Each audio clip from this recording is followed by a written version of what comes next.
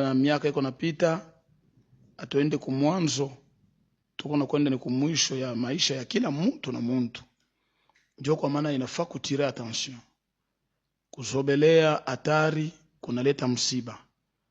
Muaminifu kuneglige bintu bya Mungu ni kusobelea hatari.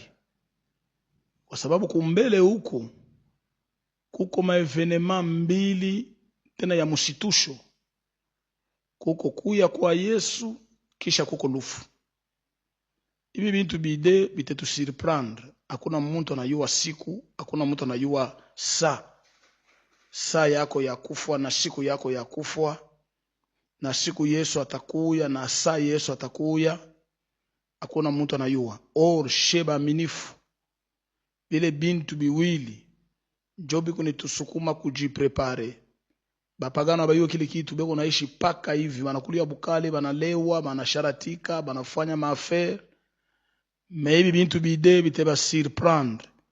Na bilisha kusurprendre ba mingi ibenye kuanguka mumuteko deja ya sipo kurepare.